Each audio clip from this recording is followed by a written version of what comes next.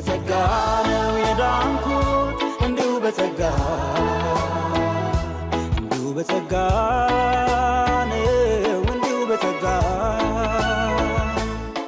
ጸጋን ሾው ሰብስክራይብ ያድርጉ።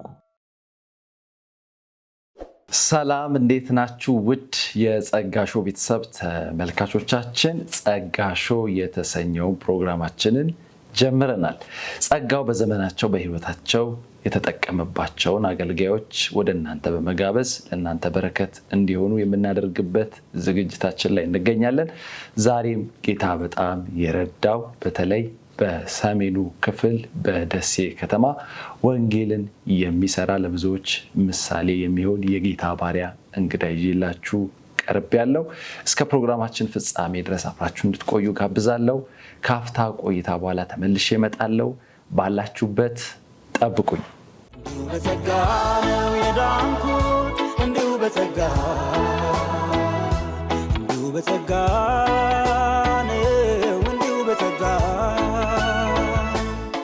ጸጋን ሾው ሰብስክራይብ ያድርጉ። ውድ የጸጋ ሾው ቤተሰብ ተመልካቾቻችን ተመልሼ መጥቻለሁ።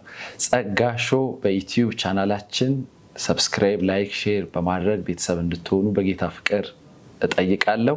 ይህ ፕሮግራም በጄኤምኤም ቴሌቪዥን ይተላለፋል። የዛሬ እንግዳይ ነቢይ ሳሙኤል አባተ ይባላል።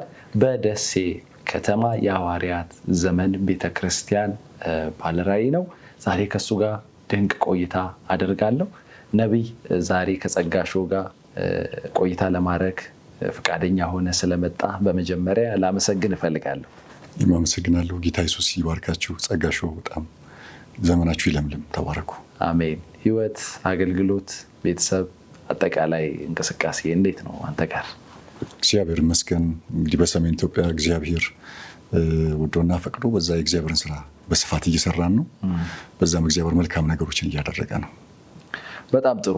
ያው ሰሜን ሲባል እኛ ሀገር ወንጌል በተለይ በጣም ለመስራት ብዙ ሰው ማይደፍረው ኤሪያ እንደሆነ ይሰማል። ብዙ ክሩሳይድ ወይም ትላልቅ የጀማ ወንጌል ስብከቶች በደቡብ በተለያዩ ቦታዎች ላይ ይካሄዳል በስፋት ማለት ነው። በሰሜን ግን አይሰማም እና ምንድን ነው እሱ ነገር? እስቲ ዛሬ ከአንተ ረጅም ዘመን እዛ ስፍራ ካገለገለ ሰው አንደበት ልስማ። እንግዲህ ከታሪክም ጀምሮ ሰሜን ኢትዮጵያ በመጀመሪያ ወንጌልን በመቀበል የመጀመሪያው ነው። ኢትዮጵያ ውስጥ የመጀመሪያው ነው ወንጌልን በመቀበል በእውነት በሰሜን ነው ወንጌል የገባው። በተለይ በአራተኛው ክፍለ ዘመን በትግራይ በኩል ወንጌል መጥቷል። ይሁን እንጂ ወንጌል ወዲያውን ደግሞ የተገፋበት አካባቢ ነው። ሰዎች ያገኙትን ወንጌል ሪቴን አድርገው ይዘው የወንጌል ኃይል የተስፋፋ የተሰበከ አይደለም። ብዙ ተገፍቷል። በአብዛኛው በሌላ በባዕድ አምልኮ ስር የወደቀ ማህበረሰብ ስለሆነ በዛ ውስጥ የእግዚአብሔር ጸጋ ረድቶን አሁን ከተወሰነ ጊዜ በኋላ ወንጌል እየተሰበከ ነው። ምስክርነቶች እየተስፋፉ ነው። የእግዚአብሔር ሰዎችም እየተነሱ ነው ያለውና አሁን ላይ የተሻለ ነገር አለ። ከታሪክ ካመጣጡ ስንሄድ ግን በዛ ይግባ እንጂ ቶሎ ብሎ ወደ ደቡብ ሲሄድ ደቡብ ልባቸውን ከፍተው ወንጌልን ተቀብለውታል። ወንጌል አበልጥጓቸዋል። ወንጌል መስፋፋትን ሰጥቷቸዋል። አብዛኛው ወንጌል በገባበት ሁሉ የእግዚአብሔር ኃይል ይገለጣል። የእግዚአብሔር ማዳን ይገለጣል። ሰዎች ይፈወሳሉ። መልካም ነገር ይሆናልና ይሄ ነገር እንዲሆን መቼም ዘወትር ጸሎታችን ነው። በጣም ጥሩ። ከዚሁ ጥያቄ ሳልወጣ የሰሜኑስ ክርስትናው ደግሞ በጣም ኃይለኛ ነው ይባላል። እውነት ነው። እዚህ አዲስ አበባ ውስጥ የሚወራው ወሬ ነው ብነግርህ። የሰሜን ክርስቲያን በጣም በቃ ታፍ ነው። ትክክለኛ ክርስቲያን ራሱን ለመስዋዕትነት፣ ለሞት፣ ለተለያየ ነገር አዘጋጅቶ በመስዋዕትነት የሚያገለግል ነው ይላሉ ሰዎች እና ከዚህ አንጻር አንተ እንዴት ትመለከተዋለህ? እውነት ነው። ለሰሜን ሰው ወንጌል ስትነግረው ቶሎ ላይሰማ ይችላል፣ ላይቀበል ይችላል። ከተቀበለ ግን የሚጸና ጽኑ የሆነ ፈተናዎችን የሚጋፈጥ እንደዚህ አይነት ክርስቲያን ያለው። በሚገርም ሁኔታ በጣም ብዙ ተቃውሞች ነበሩ። እጅግ በጣም በርከት ያሉ ከመስዋዕትነት የሚያደርሱ ከግድያ የሚያደርሱ አንዳንድ ስፍራ ደግሞ ከቤተሰብ ከድር ከተለያዩ ነገሮች እስከ መባረርና እስከ መገፋት የሚያደርስ ከፍተኛ የሆነ ተቃውሞች አሉ። በዛው ልክ የመንፈሱ መሰራር አለ። በዛ ውስጥ ግን የመጣ ሰው ወደ ኋላ አይመለስም። በንጽህናና በቅድስና እግዚአብሔርን በመፍራት እስከ መጨረሻው ጸንቶ ህይወቱን የሚሰጥ ክርስቲያኖች ናቸው ያሉት። ይሄ እውነት ነው። እግዚአብሔር ይመስገን። ወደ በኋላ እንግዲህ ጊዜ ካገኘን ደግሞ በደንብ እናነሳዋለን። በአንድ ወቅት አስተማሪ ላይ ድንጋይ ወርውረ መጨረሻ ላይ ሲደክምህ የሆነ ጭር ያለ ሜዳ ሄድክና በጣም አለቀስክ። ያን ቀን ምን ነበር የተፈጠረው? እንደው ወደኋላ ላስታውስክ። ዋው የሚገርም ነው። ከዛ በፊት በነበረው ህይወቴ ውስጥ እኔ ከልጅነቴ ጀምሮ በጣም በከባድ ሁኔታዎች ውስጥ ነበር ያለፍኩት። ወዲያውኑ እናትና አባቴ እኔ እንደተወለድኩኝ ተለያይተዋል። ያደኩበት ደግሞ ቤት መጠጥ ቤትና ጠጅ ቤት ነበር እና በስራ ምክንያት ነው ጠጅ ቤት የገባኸው ወይስ? ቤታችን ራሱ የአያቴ ቤት ጠጅ ቤት ነው እና ምግብ ቤት እዛው አብሮ ነው ያለው። እንግዲህ በድሮ የቆየ ነው። በአንድ ቀይ ወጥ ብር 50 በሚሸጥበት ጊዜ ጥብስ 2 ብር በደህናው ጊዜ ነው እና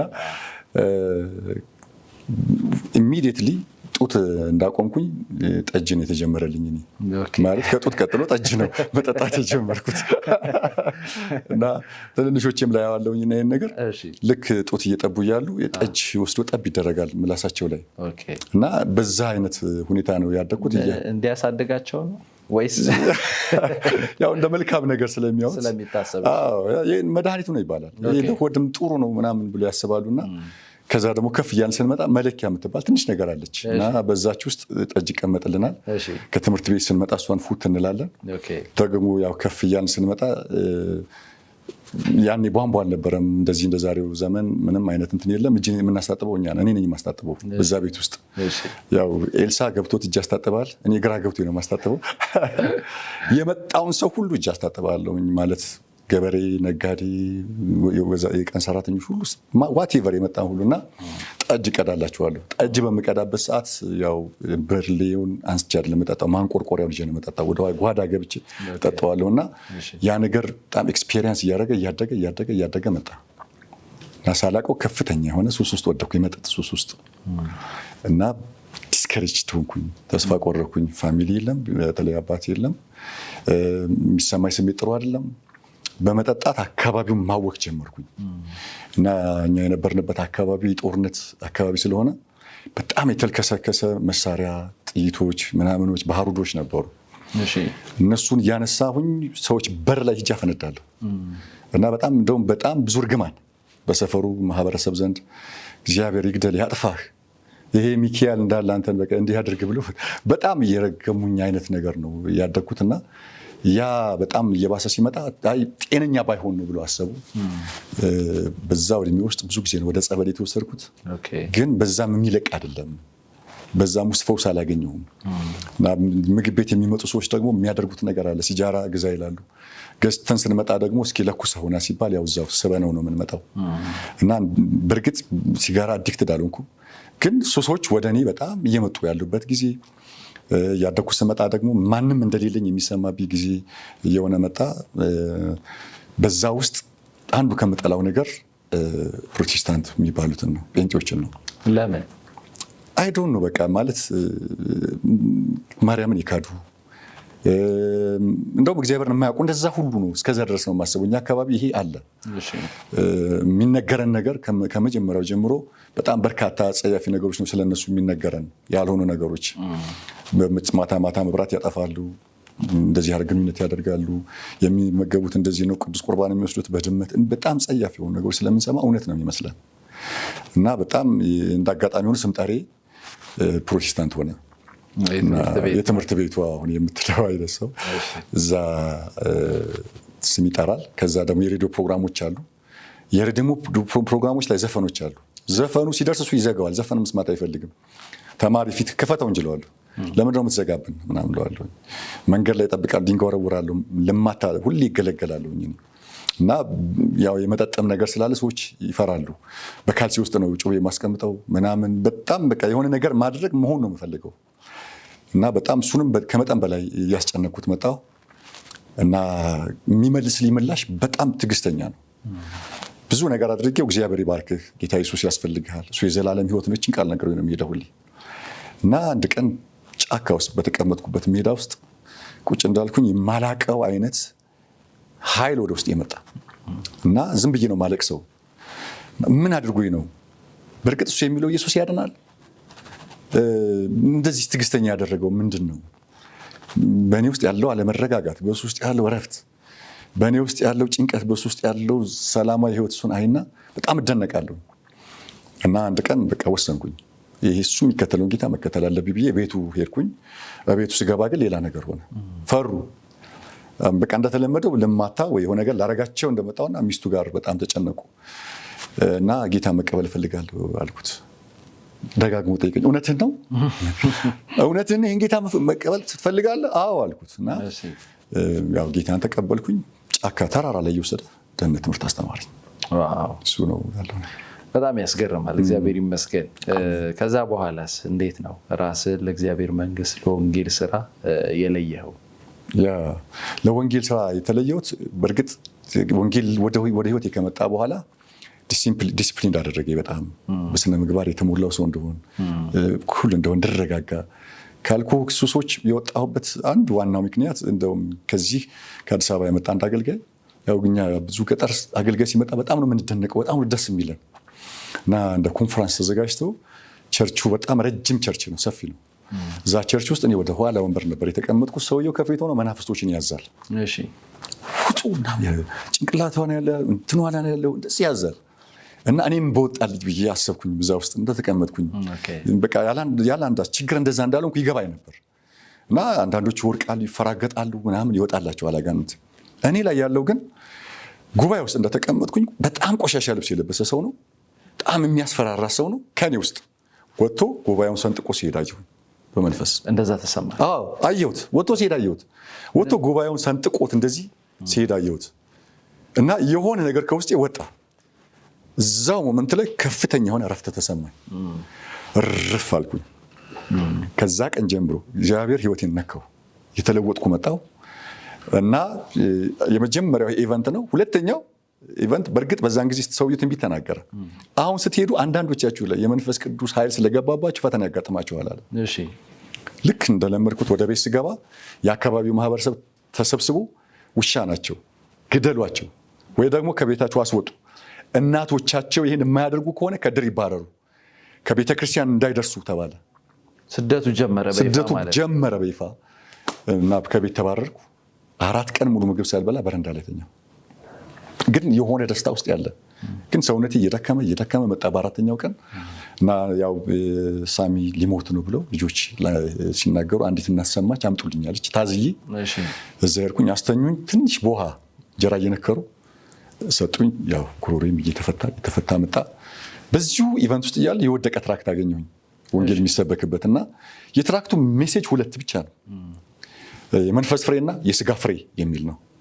እና ቀስት አለ፣ የሚዋጋ ቀስት አለ። የስጋ ፍሬልና ዝሙት፣ ርኩሰት፣ መዳራት፣ ጣዖት ማምለክ፣ ሟርት፣ ጥል፣ ክርክር፣ አድመኝነት ምናምን ይላል። ስካር የሚለው ልቡን ወቅቶ አየሁት። ለካ እንደዚህ የተወጋው ሰው ነኝ እኔ። እግዚአብሔር ምሕረት አድርግልኝ። በጣም አለቀስኩኝ። እንደዚህ ደግሞ ገልብጬ ሳየው የመንፈስ ፍሬዎች ይልና እነዛ ውብ የሆኑ የመንፈሳዊ ፍሬዎች ደግሞ ተጽፈዋል። ፍቅር፣ ደስታ፣ ሰላም፣ በጎነት፣ የዋህነት፣ ራስን መግዛት ገላትያ ላይ እንደተቀመጠው ሁሉም አሉ።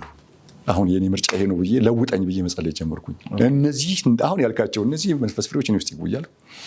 ጸለይኩኝ። ከረጅም ጸሎት በኋላ በቃ መንፈስ ቅዱስ በጣም አገኘ እና እየተለወጥኩ መጣሁኝ ማለት ነው። ከዛ እግዚአብሔርም የብዙ የትምህርት እድሎችን ፈጠረልኝ። ሴኩላር የሆኑ ትምህርት እድሎችን አገኘሁ። ባህር ዳር ዩኒቨርሲቲ የመጀመሪያ ዲግሪ ሰራው። ጨምር ይዛው ዲግሪ 2ኛ ዲግሪ ሰራው። ከዛ ወጣሁኝና ደግሞ በቴዎሎጂ እግዚአብሔር አስተማረኝ። እንደዚሁም ዲግሪ ሰራው።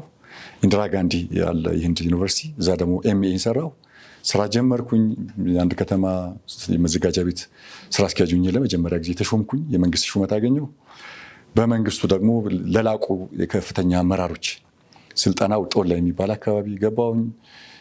በከፍተኛ አመራሮች በሀገሪቱ ጠቅላይ ሚኒስተር ምናምን የሚመራ ስልጠናዎችን አገኘሁ። ከዛ የፖለቲካ ስታተስ እየጨመረ መጣ።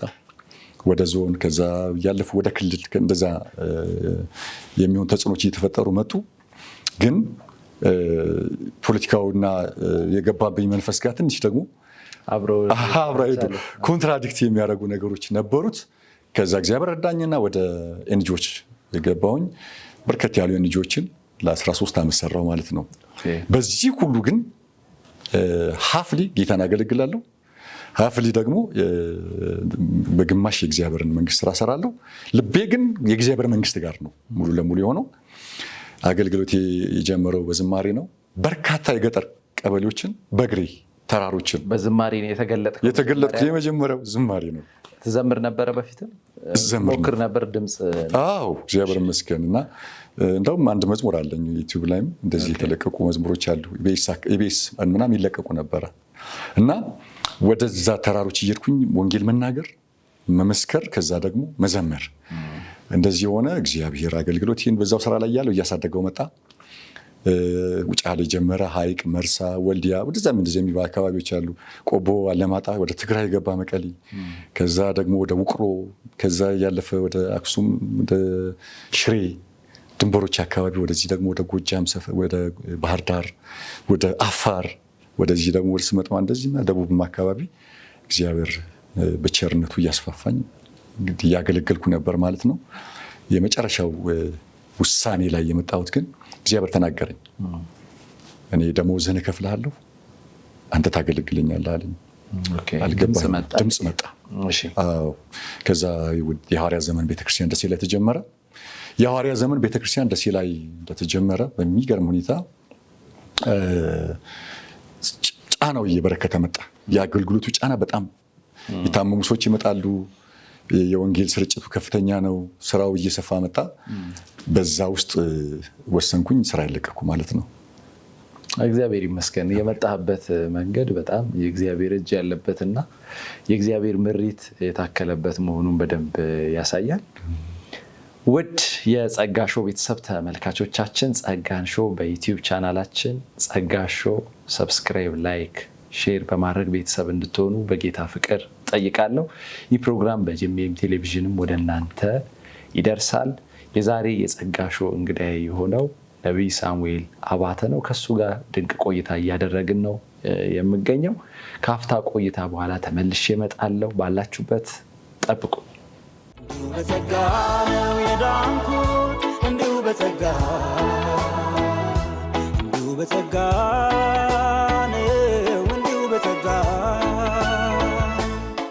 ጸጋን ሾው ሰብስክራይብ ያድርጉ።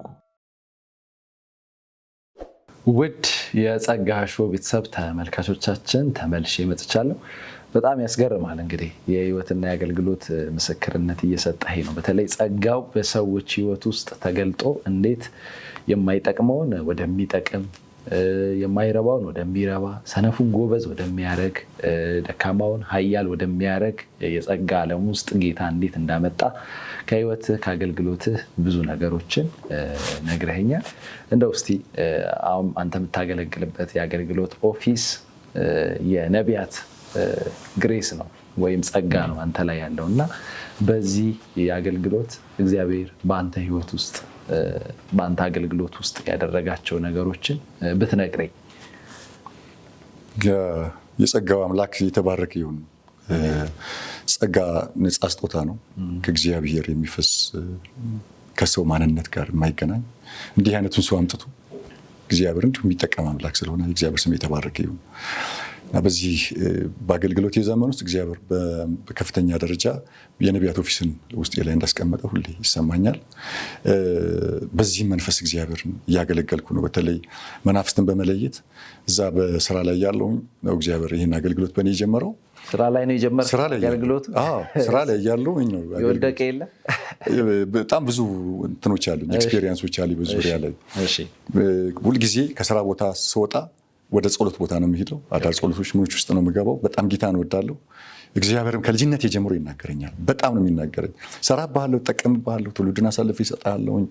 በሰሜን ኢትዮጵያ ውስጥ እግዚአብሔር ብዙ በርካታ ነፍሳቶች እንደሚሰጠኝ ይናገረኝ ነበር እና ሞተር ሳይክል አለችኝ። ወደ አገልግሎት ሲሄድ የሞተር ሳይክሏን ድምፅ ሲሰሙ አጋንንቶች ይጮሁ ነበር። ይወድቃሉ፣ ሰፈር ላይ ይጮሃሉ። አንዳንዴ ደግሞ ሰላም ስል ሰዎችን ይወድቃል አጋንንት። መኪና ውስጥ መግባት እስከማልችል ድረስ ይቸገር ነበር። እንደውም አንድ ጊዜ ጸልያለሁ፣ እግዚአብሔር ሆይ ይሄ ሁሉ አንዳንድ ጊዜ በቃ እንደዚህ ሲሆን ሰዎችን ምንድነው የሚገምቱት፣ ምን ሊሉኝ ይችላሉ የሚል ፍርሃትም ውስጤ በጣም ይመጣ ነበር እና በመናፍስቱ ዓለም ላይ እግዚአብሔር ብዙ ሰዎችን ነፃ አውጥቷል፣ ዴሊቨር ሆነዋል። በጣም በርካታ የሚባሉ ሰዎችን ማለት ነው። ሌላ በጣም የሚገርመኝ ነገር እግዚአብሔር የጸጋው ባለቤት ስሙ ይባረክ፣ በርካታ መካኖች ወልደዋል። መውለድ የማይችሉ በሐኪም በምናም የተረጋገጠ አይወልዱም የሚባሉ ሰዎች ከምነግር ቁጥር በላይ እግዚአብሔር በቃ በእኔ ጸሎት እግዚአብሔር ረድቶኝ ብዙዎች እንደዛ ሆነዋል። አሁን ባለንበት ቤተክርስቲያን በ2 ዓመት ውስጥ ከ800 ሰው በላይ ጌታን ተቀብሎ 107 የሚሆኑ ተጠምቀዋል። አብዛኛው ደግሞ ከሌላ ዓለም የመጡ ናቸው። እሱ በጣም አስደናቂ ነገር ነው። ቤተክርስቲያንን በብዙ ነፍስ እየባረከ ነው። ብዙ ሰዎች ይፈወሳሉ። የእግዚአብሔር ጸጋ በኃይል ተንቀሳቀሰ ነው ያለው። እዛም ገጠር እያለሁኝ በዊልቸር ከሆስፒታል ያቃታቸውን ነገር ሰዎች ወደ እኔ ቤት ይዘው ይመጡ ነበር። ቤቴ ውስጥ አንዱም በጣም ከማስታውሰው ውስጥ በጣም ድርቅርቅ ያለች ኦልሞስት ደም ፈሷት ያለቀ ሴት ከሌሊቱ 7 ሰዓት ሙስሊሞች ናቸው አንኳኩተው ይዘው መጥተው እግዚአብሔር አስነስቷት እንደገና በእግሯ ተመልሳለች። ኦልሞስት ሙታለች፣ እያለቀሱ ነው የመጡት እና እግዚአብሔር በጸጋው ስለማይጸጸት የጸጋ ስጦታውን ደግሞ ለወደደው ስለሚሰጥ እኛ አጠቃቀሙን አስተዳደራዊ ሁኔታውን ልንጠነቀቅ ይገባል እንጂ እግዚአብሔር በጸጋ የሚባርክ አምላክ ነው፣ ጸጋን የሚሰጥ አምላክ ነው እና በዚህ ዙሪያ ላይ በጣም ብዙ እግዚአብሔር የሰራቸው ነገሮች አሉ። ብዙ ሰዎች ታስረው በገመድ መተው ተፈተው ይመለሳሉ። ያው ሰሜን ኢትዮጵያ ብዙ ከባድ ቻሌንጆች አሉ። ቅድም እንዳልከው የመናፍስቱም አሰራር አለ። ያው ብዙ ቦታ እንዳለ ሁሉ በዛም አካባቢ ላይ የመንፈስ አሰራር በኃይል አለ። ሰዎች አምልኮተ እግዚአብሔር ብዙ የለም። በርካታ ሰዎች ከጣዖት ጋር የተገናኘ እንዲህ የሚያመልኩ ሰዎችም አሉ። ከዚህ ጋር የተገናኘ ምድሪቱ ላይ እንዲህ አይነት ተጽዕኖች ስላሉ በዛ ጫና ውስጥም ቢሆንም እግዚአብሔር እየረዳን እግዚአብሔር እየደገፈን እንደዚህ ቤተክርስቲያንን የሚያበረታታ ብዙ ነገር የለም። እዛ አካባቢ ላይ በጣም ትግሉ ይበዛል፣ ጦርነቱ ይበዛል። ከላይ ጀምሮ እስከታች ያሉት መዋቅሮች ቤተክርስቲያንን ያሳድዳሉ እና እግዚአብሔር ተመሰገነ ይሁን። በጣም ብዙ ነገሮች እየተሰራ ነው ያለው። እንደው ምናልባት አሁን ወደ ሰሜን አካባቢ የእግዚአብሔር የመንፈስ ቅዱስ ጉብኝት ጀምሯል። በተወሰነ መንገድም እየሰማን እያየን ነው፣ በሚዲያም ቢሆን የምንገኘው ማለት ነው እና በቀጣይስ እንደው የእግዚአብሔርን ጉብኝት ወደ እናንተ ወዳለበት ምድር እንዴት ትጠብቃለህ? የእግዚአብሔርስ አሰራር ምን ይመስላል? ከዚህ በኋላ ወንጌልስ ከመሰራት አንጻር ምን አይነት ነገር ይደረጋል? እሱን ነገር ብትነግረኝ ጥሩ ነው። እግዚአብሔር ብዙ ጊዜ የናሱን ደጅ ሰብራለሁ፣ መወረሪያዎችን እቆርጣለሁ፣ ተራሮቹን አደቃቸዋለሁ። ስውር የሆኑ መዝገቦች አሉኝ። ሰሜን ኢትዮጵያ ላይ የሚገለጥ ክብር አለ። በጣም ሰዎች ከዚህ በኋላ የሰሜን ውቅር ወይም ደግሞ ቀይ ቀበሮ ለመጎብኘት የተለያየ ነገር ለማየት ለሚመጡት ክብር ስለሚገለጥ የእግዚአብሔር እጅ ስለሚታይ በርከት ያለ ሰው አሁን ነገሮች ተገልብጠው ወደ ሌላ ቦታ እንደሚሄደው ሁሉ ወደ ሰሜን ብዙዎች እንደሚጎርፉ ሰሜን የኢትዮጵያ ኢየሩሳሌም እንደምትሆን ጽዱና ንጹህ ነገር ከዛ እየወጣ ኢትዮጵያን እንደሚሞላት በሰሜን ተራሮች ላይ የእግዚአብሔር መላእክቶች ብዙ ጊዜ ታይተዋል።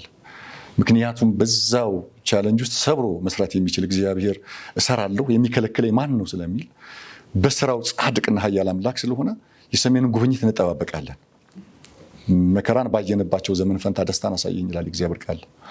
መከራ በታየበት ዘመን ሁሉ ደግሞ ደስታና ጉብኝት የእግዚአብሔር ጸጋ ይገለጣል። በጣም እየተጠባበቅን ነው። በጣም ብዙ ሰዎችም ደግሞ እየተነሱ ነው። አሁን ከኛ በፊትም ከኛም በኋላ ከኛ በፊት የነበሩ አባቶች አሉ። እነሱ ባቃጠሉት መስዋዕት ውስጥ ነው እኛ ዛሬ እየሰራን ያለ ነው። ከኛም በኋላ የሚነሱ በጣም ብዙ ትውልዶች አሉ ሰሜን ኢትዮጵያ ላይና እግዚአብሔር ይመስገን ንጹህ የሆነ ምንጭ ከዛ እየፈለቀ ምድሪቱን ያጠጣል። ይሄ ተስፋ አለ። አሜን። እግዚአብሔር ይባርክ ነብይ። በጣም ጥሩ መልካም ቆይታ ነው ያደረግነው። የመጨረሻ ለእግዚአብሔር ሕዝብ እንዲሁም ደግሞ በአጠቃላይ የመንፈስ ቅዱስ ረሃብና ጥማት ላለው አዲስ ላለው ትውልድ ምን አይነት መልእክት ታስተላልፋለህ? ክብር ለኢየሱስ ሲሆን የመጀመሪያው ነገር እኛ አገልጋዮች እንግዲህ ለሁሉ ምሳሌ መሆን ይጠበቅብናል። ምሳሌነታችን በትውልዱ መካከል መታየት አለበት። ትውልዱ የሚያየው እኛን ነው። በእኛ ዘንድ የተበላሸ ነገር ሲያይ የሚመጣው ትውልድ በዛው ይቀጥላል። አገልጋዮች በጣም ብንጠነቀቅ፣ ለእግዚአብሔር ክብር ብንጠነቀቅ፣ ያ ካልሆነ ግን እግዚአብሔር ከጨዋታ ውጭ እንደሚያደርገን ነው የሚሰማኝ። እግዚአብሔር ዛሬም መጥረጊያውን አለው ያነሳል ሰዎችን እና በጣም እግዚአብሔር ብዙ ጊዜ ተናግሮኛልና በዚህ ምድር ላይ ያለን አገልጋዮች በጥንቃቄ በፈሪሃ እግዚአብሔር ምሳሌነት ባለው ለሚያውን ሁሉ ምሳሌ እንድንሆን መናገር ፈልጋለሁ። ህዝቡ ደግሞ በእውነት የኢትዮጵያን ጉብኝት በጸሎት እንዲጠባበቅ በፍቅርና በመዋደድ በአንድነት ውስጥ እግዚአብሔር እንድንጠብቅ በመጾም በመጸለይ እግዚአብሔር እንድንጠብቅ ያስፈልጋል። እግዚአብሔር በምድራችን የጀመረውን ጉብኝት እንዲያስቀጥል እቺን ሀገር ዛሬም ፊታችን ያለውን ኤርትራን ባህር እንዲያሻግረን ዛሬም ልንጸልይ ያስፈልጋል። ከዛ ውጭ በጣም ነው የምወዳችሁ። እግዚአብሔር ዘመናችሁን ይባርክ። ጸጋሾ እንደገና ይህን ዕድል ስለሰጣችሁኝ እግዚአብሔር አምላክ ዘመናችሁን ይባርክ፣ አገልግሎታችሁን ያስፋ ለማለት እወዳለሁ። በጣም ነው የማመሰግነው። እኔም የጸጋሾ እንግዳውን መተክ እግዚአብሔር በአንተ ህይወትና ዘመን ያደረጋቸውን መልካም ነገሮች ለእግዚአብሔር ህዝብ ስላካፈልክ በጣም አመሰግናለሁ። ታንክ ዩ። ውድ የጸጋሾ ቤተሰብ ተመልካቾቻችን የዛሬ ጸጋሾ እንግዳዬ የነበረው ነቢይ ሳሙኤል አባተ ነበር። ከህይወቱ ከአገልግሎቱ እግዚአብሔር ካደረገው ድንቅና ታምራት ለእግዚአብሔር ህዝብ አካፍለዋል። ይህ ፕሮግራም አዘጋጅቼ ወደ እናንተ የማደርሰው እኔ ኤልያስ ወንድሙ ነኝ። ጸጋን ሾው በዩቲዩብ ቻናላችን ሰብስክራይብ፣ ላይክ፣ ሼር በማድረግ ለሌሎችም በማድረስ ቤተሰብ እንድትሆኑ በጌታ ፍቅር እጠይቃለሁ። ሳምንት እንደ ጌታ ፍቃድ ከሌላ እንግዳ ጋር ወደ እናንተ የምመጣ ይሆናል። የጌታ የኢየሱስ ክርስቶስ ጸጋና ሰላም ከሁላችሁ ጋር ይሁን። እስከ ሳምንት ቸርን ሰንብት። እንዲሁ በጸጋ ነው የዳንኩት፣ እንዲሁ በጸጋ ነው፣ እንዲሁ በጸጋ።